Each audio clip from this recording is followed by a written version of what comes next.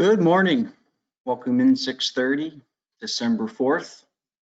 Weather today is looking a little bit of a warm up into the low 40s, mid 40s, with maybe some rain this afternoon, maybe some snow in the higher elevations.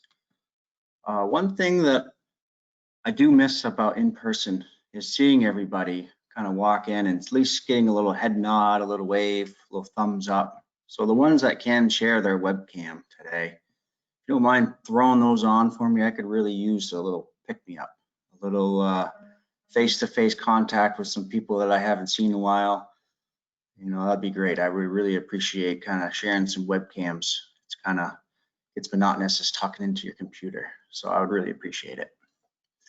So with that said, this is the up-to-date on the coronavirus in our area. As you can see here, the last couple of weeks have been pretty rampant, so the virus is very active.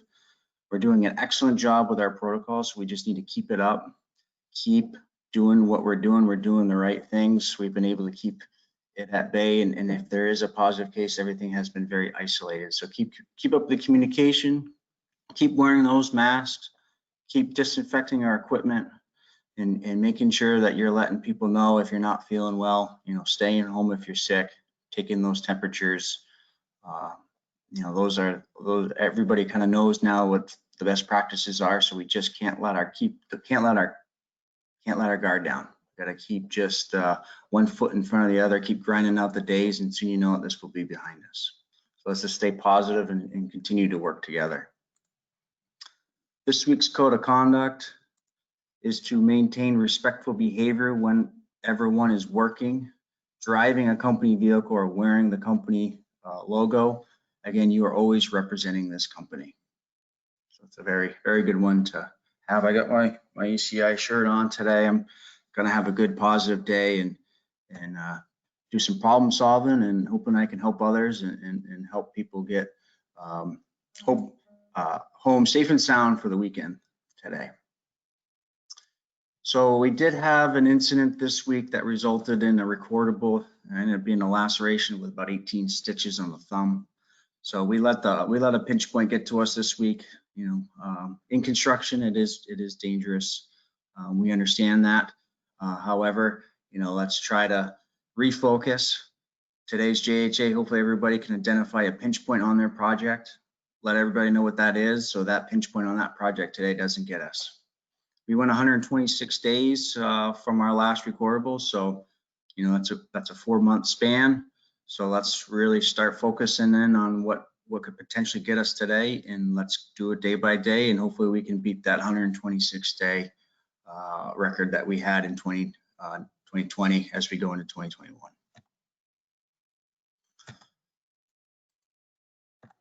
So this morning I just wanted to share definitely a topic that's going to be hitting hard here. We did have some snow over the last couple of weeks, and we did have a pretty major vehicle accident that resulted in a total loss. Fortunate for us, it wasn't our fault. Unfortunate for everybody that was involved, that no one was hurt. But again, these are the dangerous, most dangerous thing that we do each and every day, and that's driving to and from work and to and from the tasks that we have to do. So high exposure, high liability, high probability for something to go wrong. So I have a couple of tips and tricks here that I kind of borrowed from Ford here that was available on Google. So yeah, before you go, making sure that you clear the snow and ice from your windows, lights, hood, and roof. You know, do a good thorough inspection. Check those snow tires out, making sure that you have your windshield wipers are functionally working properly. Anything that could be an issue as you get going, making sure you're doing that good thorough inspection before you go. When you're driving, be gentle.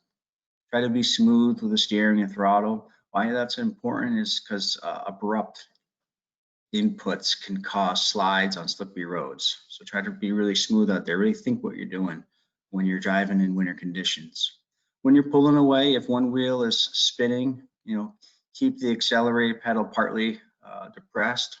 It's important because of that traction control. Most trucks now that we have all have traction control if you're not in four-wheel. The system will slow the spinning wheel, improving traction if you can't get grip.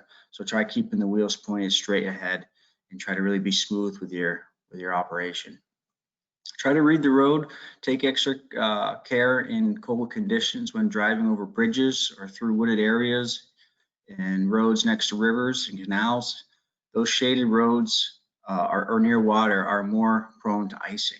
You definitely see that on bridges this type of year. That was really bad in the accident that the day of the accident that we had.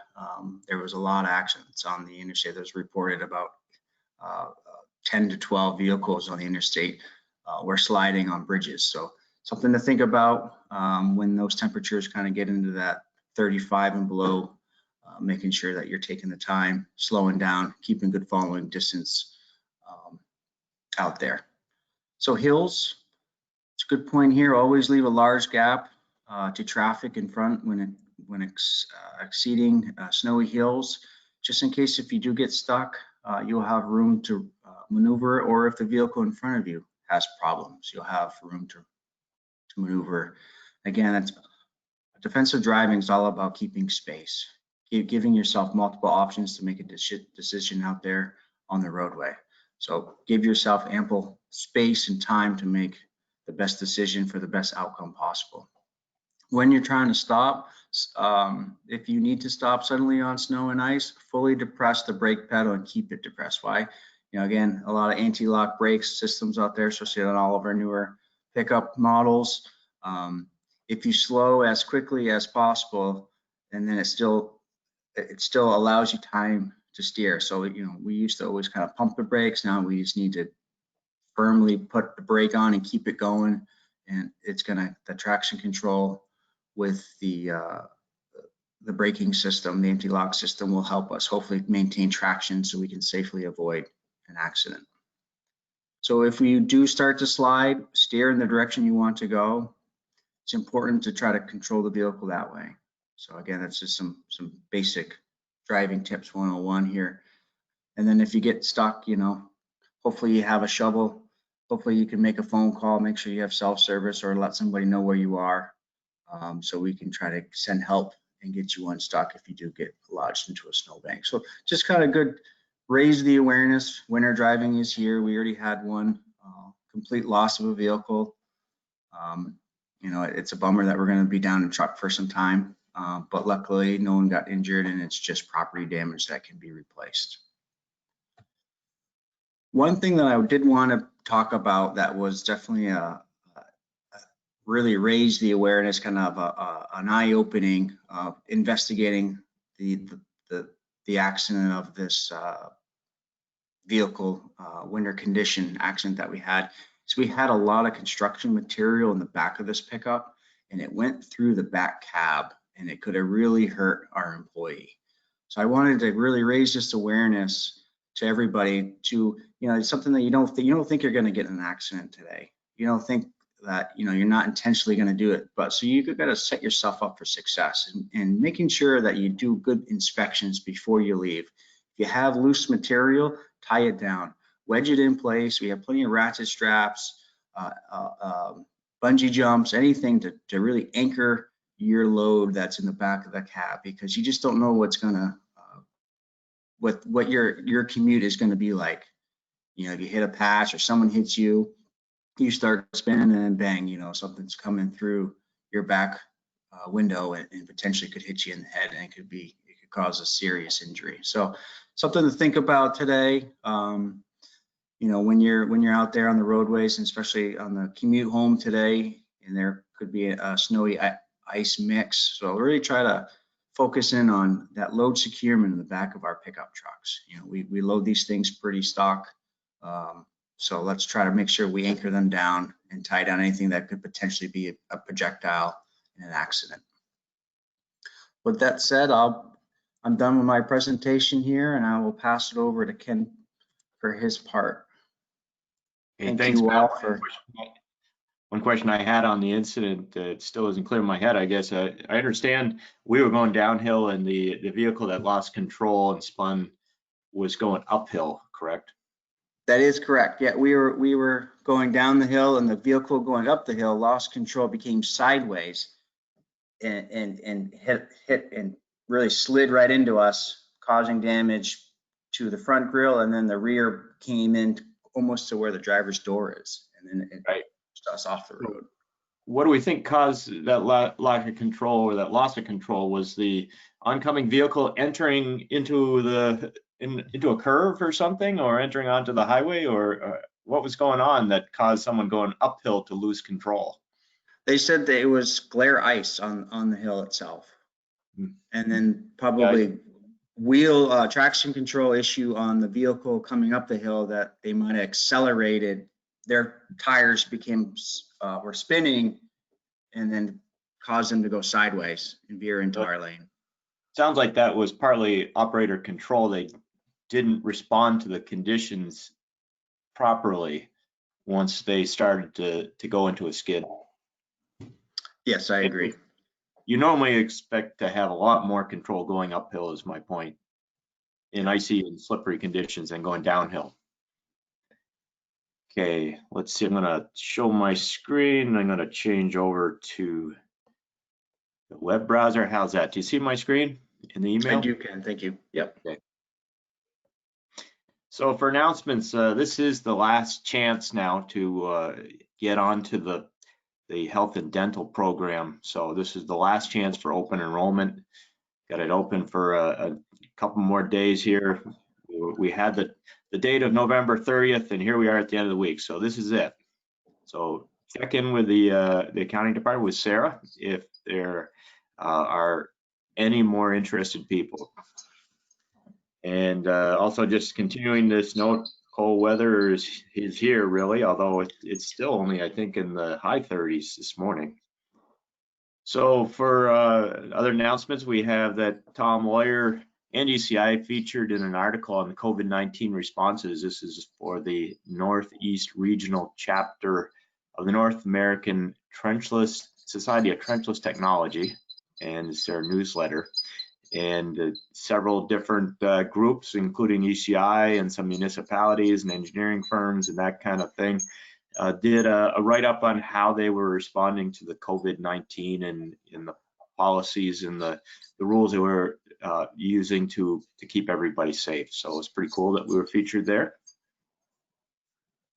The COVID-19 policies are here again, like they have been, and no changes, but just want to further emphasize that, as everyone is aware, that it's really becoming a big issue. There are a lot of there's a big uptick, as your presentation, your pre-presentation slide showed there, Matt. There's a big uptick. There's a concern that maybe the Thanksgiving festivities might have even increased it, and that may not even be showing up yet. And the health officials are worried about the potential for getting the worst going into the later holiday seasons here. So we got to be on our guard, especially at the office, but we ask also that you do the same at home as far as being careful and following the recommended protocols by the state. So for projects this week, we are profiling the Commodore Point condominium drainage improvements. That's on North Avenue, right near the police station in Burlington. And we were contracted by the Commodore Point Condominium Association back a year ago to repair a washout caused by an overflow of the city's stormwater system on North Avenue. And the washout caused extensive damage to the condo's entry drive area and the bank below it. ECI's initial scope work to provide a stabilization fix for the winter to allow for a more comprehensive fix at a later date. So we were contracted later this year, or earlier this year, or later after the event, by the city of Burlington to provide a design and build services to address, first of all, an improved stormwater collection system on North Avenue at the site and the condo's entry area, to design and build a outfall system into the ditch on the Depot Street below, and also to provide slope stabilization. Project was further expanded then to replace some sections of sidewalk on North Avenue in front of the condo. And we retained Sanborn Head to provide geotechnical engineering services and perform the subsurface investigations, prepare a geotechnical report for the slope repair and appropriate permanent stabilization treatment of the surface. And test pits were excavated to determine the depth of the existing and stormwater pipe because it was there were no good records on that, and observed the existing soil conditions. ECI collaborated with the Sanborn Head in design and preparation of the plan and specs for the following. Then the 250-foot replacement of sidewalk on North Street.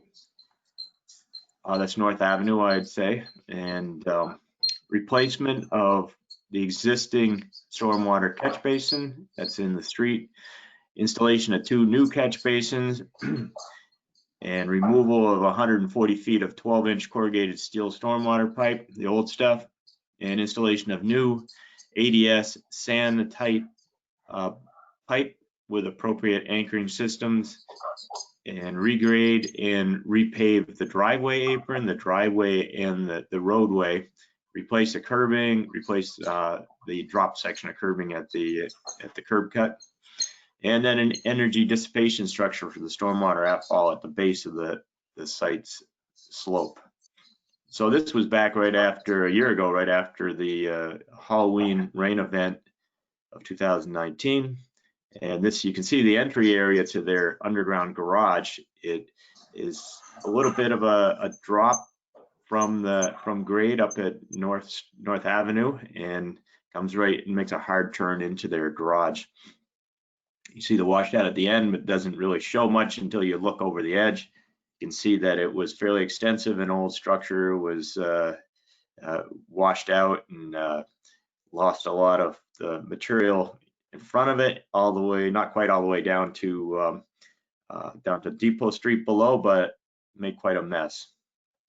So then later on last year, we just packed it with some riprap and repaired some of the piping and so on, and put some Jersey barriers in there to keep the vehicles from sliding over that bank. It is a slight grade there downward, so it was a little bit of a hairy ride if they had a big washout. Previously they had a big curb there. Then we put together a design with Sanborn Head, which included some of this, this profile. You can see that it's fairly steep going down the slope there. And we're currently finishing now the restoration work at the condo driveway in North Avenue, and ECI's work was coordinated with SD Ireland's paving of North Avenue.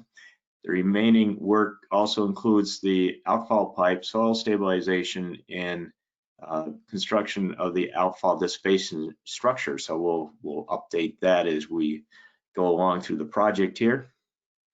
But for now, we're showing what we've got done to date, and there's some of the work that was done right there at the underground entrance with some structures that are being put in. You can see quite the view they have. Unfortunately, part of the view is the Moran terminal down below. And then this is some of the piping going in up at the top of the work. And this is near the street. You can see quite a bit of demolition between curbing, sidewalk, and other structures in there.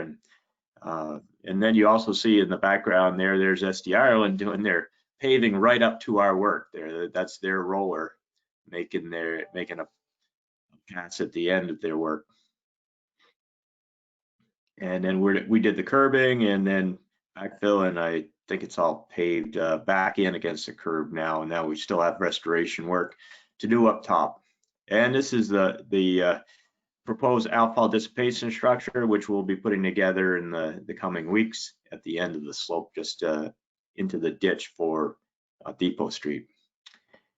And then for the project photo archives here, we have the Burlington Airport emergency outfall stormwater outfall repair. And this was back in January of 2005, and this was another steep slope repair. It was the pipe. Don't recall whether it was an actual washout or whether the pipes came apart on the slope section and caused the whole thing to wash out from that. I don't recall the cause, whether it was surfacing or the piping. But this is on the outfall area that drops down to the Winooski River. So this was back in the cold weather months of 2005. That's what I got. I'll turn it back to you, Matt, or I'll let you take it over. And everyone have a safe day and a safe weekend. And hopefully, if you're out deer hunting, muzzle loading, you have some good luck. Thanks, Okay. Ken, and thanks to about 50 of you guys that tuned in, and thank you for Mark, Jim, Ray, Ben, Ken for turning on your cameras. It's good to see everybody this morning. Good to see Yep. everybody. And for Have a good anyone one. else that wants to just check in, feel free to share those webcams moving forward. Have a great day, and let's stay safe and call health and safety if you need anything. Thank you. Okay.